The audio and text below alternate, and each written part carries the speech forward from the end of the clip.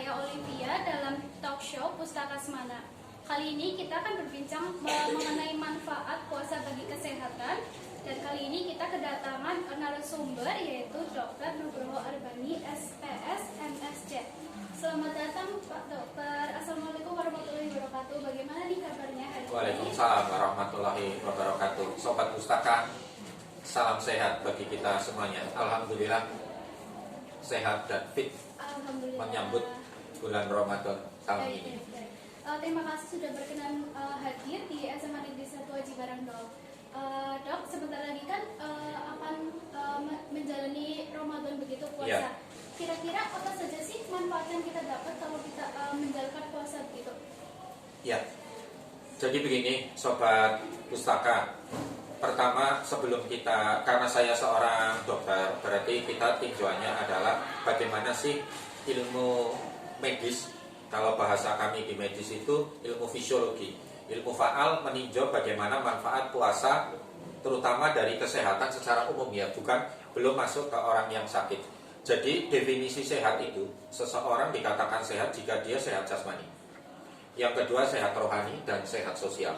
Artinya kalau sobat itu hanya sakit, tidak pernah sakit, tetapi tidak pernah menjalankan ibadah sholat, tidak pernah sedekah, tidak pernah ngaji, tidak termasuk sehat nih.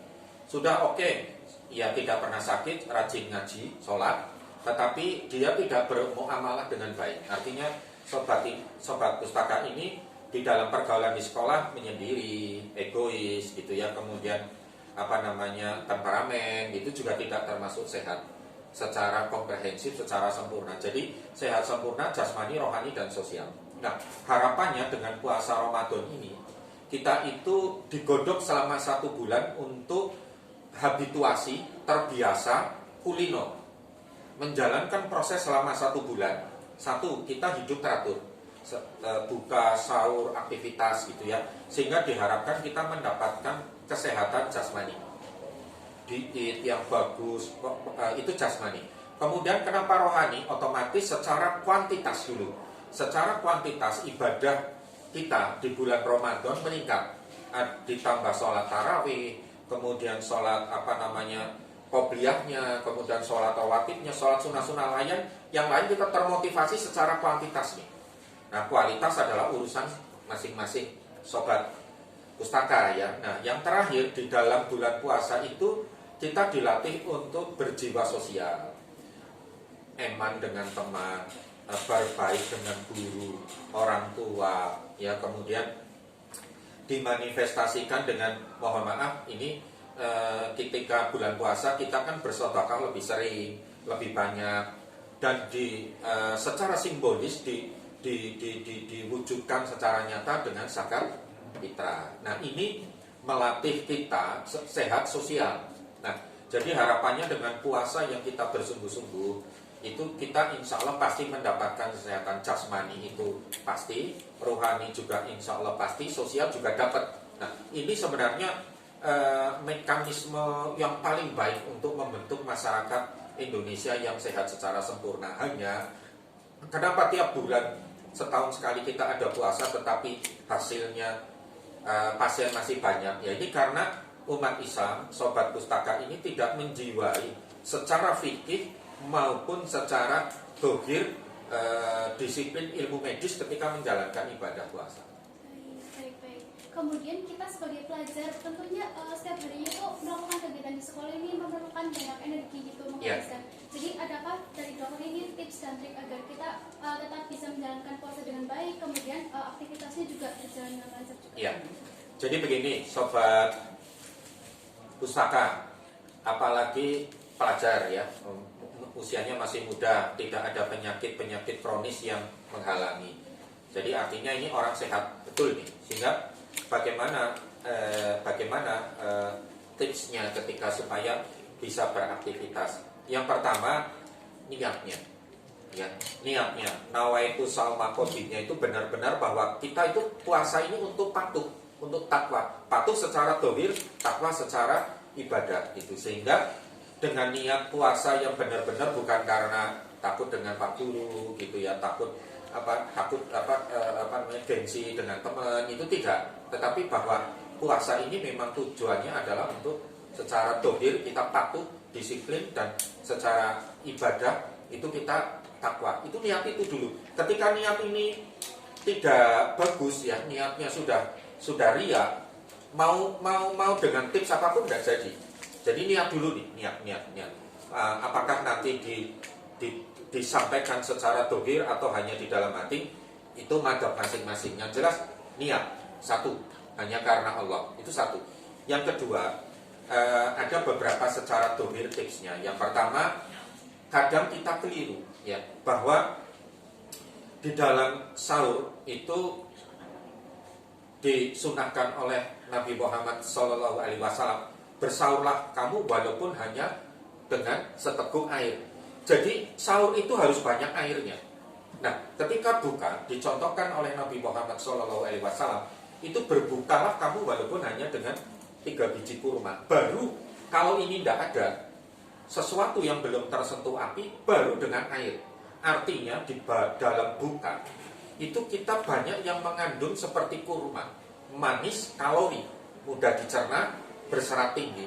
Di sahur itu banyak air. Artinya kita itu keliru. Ketika buka puasa, sahur itu lauk 1 meja penuh ya. Tetapi ketika sahur, lauknya mohon maaf, guyonnya hanya tahu tempe kerupuk gitu. Kebalik. Sebenarnya kita buka puasa hanya dengan makanan sedikit saja, kenikmatan buka puasa, Masya Allah sudah sangat mengenyangkan. Jadi justru sayur, buah, lauk itu ditaruh di sahur. Bukan sahurnya minimalis, bukannya sepenuh gitu, itu kebalik. Yang kedua, otomatis di samping satu kalori, sayur yang banyak di ini, kemudian mengakhirkan sahur gitu. Jadi semua ini. Yang kedua, karena masih muda, tolong justru ketika habis sahur, ya habis sahur itu jangan tidur lagi. Habis sahur dipakai untuk aktivitas, jelas sholat subuh, kemudian ikut ikut berjamaah ya, kemudian pulang ngaji belajar. Itu justru dengan kita tidak tidur di pagi hari, secara ilmu fisiologi kita akan sehat. Satu, kandungan oksigen terbesar itu masa-masa pasca subuh ya. Kemudian kondisi psikososial dan spiritual energi terbaik adalah pasca subuh. Guyon, adakah orang marah pasca subuh? Enggak ada. Orang marah di duhur banyak. Itu sudah fenomena spiritual alam yang harus kita manfaatkan. Kita kalau habis sahur tidur, bangun tidur, pasti justru tidak segar, pasti lemas. Pasti itu mulutnya kering. Karena ketika habis sahur makan, tubuh sedang mencerna tidur, maka dari lambung, asam lambungnya akan mengganggu mulut. Itu. Jadi satu yang saya sarankan, mari bersama-sama sobat pustaka ini puasa bulan tahun ini kita niat sungguh-sungguh hanya karena Allah, supaya kita mendapatkan pahala dari Allah. Sekundernya adalah tubuh kita sehat. Kemudian berkenaan dengan penyakit lambung begitu, adakah Ya. Pengaruh puasa ini terhadap penyakit lambung? Mungkin seperti pengaruhnya begitu, pengaruh puasa terhadap Ya. Begini, mitos di masyarakat memang bahwa kalau orang kena lambung itu puasa pasti sakit gitu. Itu mitos yang keliru. Kita berbicara secara lebih mendalamnya. Gejalanya orang sakit mah itu perih, kembung, mual, ngembek-ngembek atau muntah jika terlambat makan. Logikanya terlambat makan 1 jam akan terjadi gejala seperti itu, apalagi kalau puasa tidak makan 12 jam. Tapi itu logika yang keliru. Kenapa demikian? Kita tahu bahwa sebabnya mah itu dominan. 60% itu karena psikosomatis. Artinya kelainan di psikis, pikiran yang menimbulkan kelainan di lambung. Itu 60 gitu. 20% karena makan tidak teratur, 20% karena makan yang merangsang lambung, 10% karena kebanyakan makan minum obat untuk usia lanjut.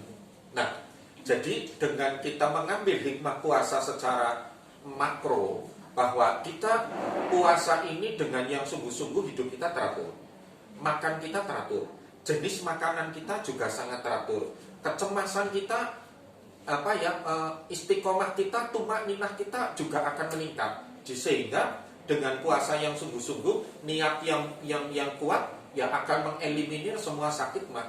Nah, orang yang punya sakit mah kemudian puasa kok tetap sakit, yang harus diintrospeksi pasiennya, bagaimana niatnya, bagaimana ibadahnya, bagaimana pola makannya, bukan sakitnya, bukan puasanya yang disalahkan. Itu. Baik. Kemudian untuk mencegah sakit lambung saat berpuasa ini, apa yang harus dilakukan oleh orang-orang yang memang memiliki riwayat sakit lambung? Gitu, Dok. Kuncinya tetap di malam hari, nawaitu sama kodinya harus kuat dulu.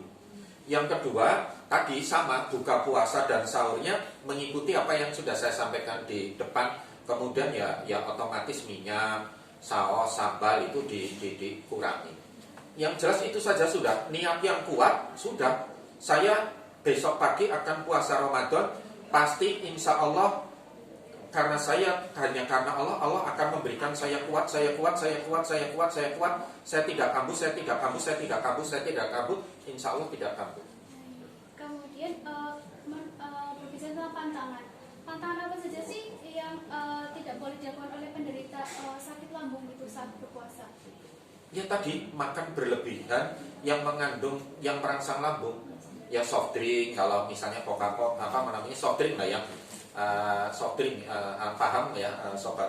Kemudian ya saus, sambal, buahnya, nanas, nangka, dondong, durian, itu juga kurang baik, yang artinya jangan itu. Tapi kuncinya hanya niat saja.